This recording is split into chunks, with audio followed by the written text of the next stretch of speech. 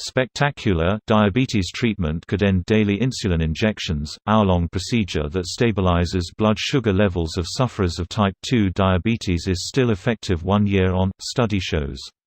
Here's a summary of the article. A potential medical breakthrough that could put an end to the daily insulin injections endured by people living with diabetes has been unveiled by Dutch scientists.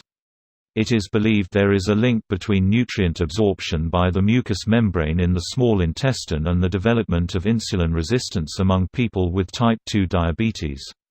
Jacques Bergman, a professor of gastroenterology at Amsterdam UMC, said, because of this treatment the use of insulin can be postponed or perhaps prevented. That is promising. People with type 2 diabetes aged between 28 and 75 are now being recruited for a larger study of 100 people. Type 1 diabetes is where the level of sugar in the blood is too high because the pancreas does not produce insulin. Most people will need to take tablets or inject insulin after living with it for 5 to 10 years. 9 out of 10 people diagnosed with diabetes have type 2. This post received a score of 7,195, with an upvote ratio of 95%.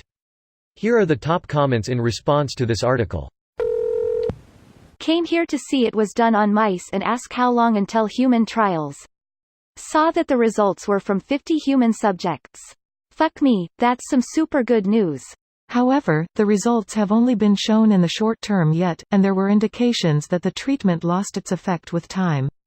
More studies must be done to determine if the treatment is equally effective if applied a second, third time or more.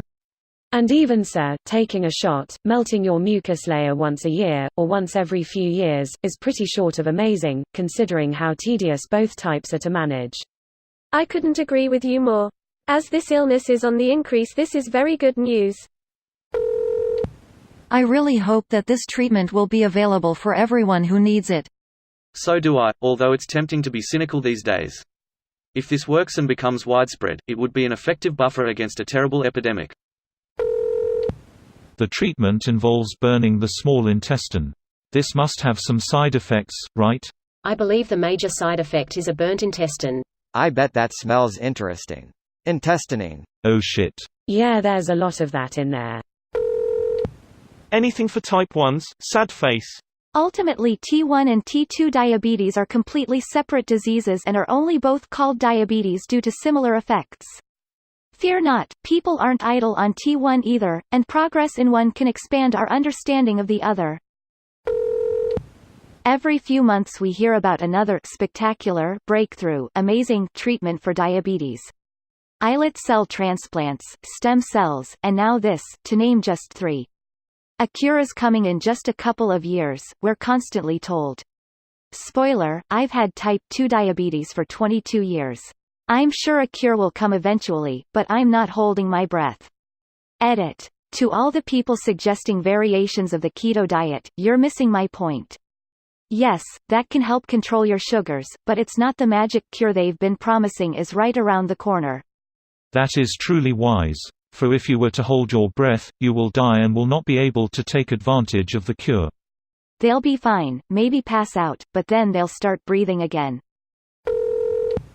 Weird title. Type 2s usually don't need to inject insulin unless they are quite far progressed and haven't taken care of their condition adequately. Could this work for type 1s? We all need to inject daily.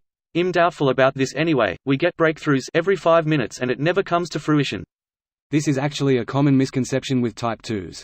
Their pancreas can kinda burn out over time with such a high level of insulin secretion and then they are effectively a type 1. This can happen even if they have the disease under control.